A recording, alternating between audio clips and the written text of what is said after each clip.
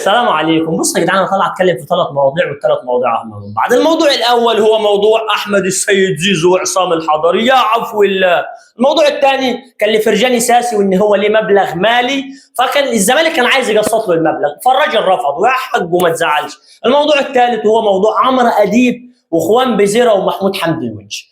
عمرو اديب في الموقف ده عمل حاجه نقصت من نادي الزمالك. عمرو اديب عمل ايه في الموقف ده؟ لما اخوان الفينا بيقول له ان في نادي اسمه النادي الاهلي، تمام، حلو الكلام. فالنادي الاهلي ده لما بيشوف لاعب لامع في الزمالك بيروح ياخده، وقال لي الكلام ده برضه لاخو محمود حمدي الونش. فلاعب لامع في الزمالك بيروح ياخده.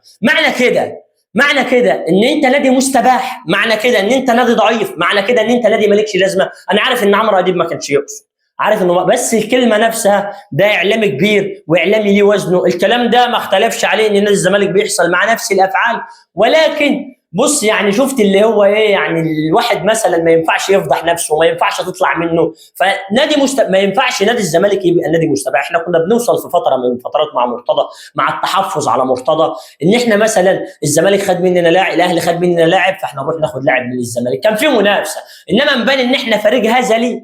انا ما احبهاش، انا ما اقبلهاش. حتى لو انت هزلي او حتى لو انت فريق ما عندكش المقاومات اللي عند الاهلي، ما بانش كده. يعني بص، لازم ابان ان انا فوق، ان انا قوي، ان انا دي وجهه نظري، تتقبلها ترفضها. الموضوع الثاني هو فرجاني ساسي المفروض ليه 650 الف دولار او 550 حاجه في الحدود دي. فنادي الزمالك عرض عليه تقسيط الغرامه. ناس كتير طلعت قالت ده فرجاني وافق وفرجاني ما وافقش. يا جدعان لاعب محترف وده حقه، والغرامه ادي لها فتره كبيره، مع ان فرجاني قبل كده قال لك انا متنازل ومش متنازل والكلام الفاضي ده. الزمالك كان عايز يديه 100 الف دولار مثلا ويقسط ال 400 الف وال 500 الف دولار على كام شهر مثلا او على سنه.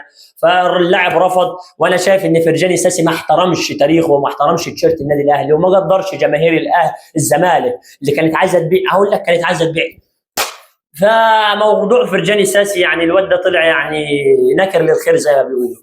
الموضوع الثالث والاهم والبومب بتاعنا موضوع عصام الحضري واحمد السيد زيزو. ما حدش يختلف معايا معلش ان احمد السيد زيزو المفروض ما كانش يطلع في برامج، المفروض يكون نايم في بيته، لانه طلعوا في البرامج ويركب نفسه مسرح بالطريقه دي حاجه يعني معلش. انت واحد خسران بطوله، ما قدمتش اداء فردي ولا قدمت اداء جماعي.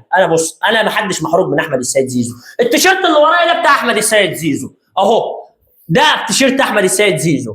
ولكن انا بتكلم في ايه؟ انا بتكلم في فكره ان احمد السيد زيزو طلع نفسه مسرح. احمد السيد زيزو في السوبر لما خدوا السوبر قالوا احمد السيد زيزو عمل وطلعوا احمد السيد زيزو فوق عشان صفقه جايه جديده ومن حقه، ما اختلفش معاهم. ولكن لما الاهلي يقع اكيد برضه هيلبس. معلش في الكلمه، احمد السيد زيزو المفروض الحلقه اللي اتعملت دي تتعمل بعد تتويج الاهلي ببطوله الدوري او الدوري العام، فالحوار ما حصلش. فالحلقه دي هو خاف على شويه فلوس يبقى يستحمل. المفروض مثلا اطلع احاول انقي كلامي، اقول معلش يعتذر للجماهير الموسم القادم. لو كنت عايز الفلوس ومش عايز يعني تخسر الحلقه ومش عايز فاهم، فلو كنت عايز الفلوس كنت ممكن يطلع كلامك كده سلس، كلام سهل، كلام مبسط. لما عصام الحضري شغل له فيديو وهو بيقول احمد السيد زيزو ما ينفعش يروح المنتخب، فعلا احمد السيد زيزو ما قدمش اداء يستاهل بيه ان هو يروح المنتخب. ما عملش اي حاجه مجديه او عمل اي حاجه مميزه، فوجوده في المنتخب انا مش فاهم ليه اولا. بس دي مش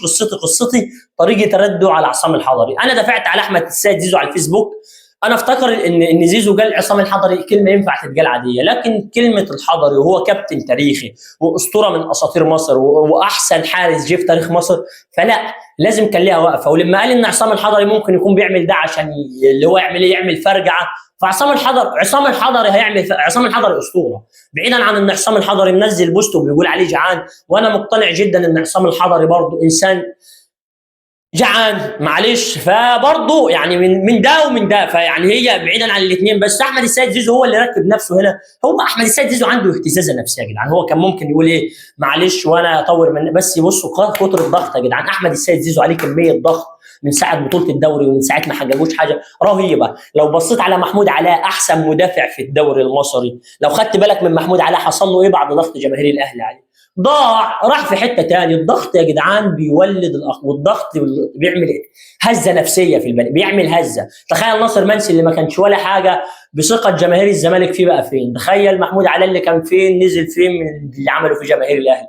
فبيبقى فيه هزه يا جدعان، فاهمين الموضوع فين؟ فبصراحه احمد السيد زيزو غلطان شكلا وموضوعا، وجماهير الزمالك مش جايه تحفل عليه، يعني جماهير الزمالك من حقها تفرح. هو اللي ركب نفسه، هو المفروض كان نايم في بيته، هو اللي طلع وطلب ان هو يحصل فيه كيف، هو اللي ركب نفسه، هو اللي حط نفسه في الزون دي، فيستحمل اللي حصل له بس. سلام يا اخواتي.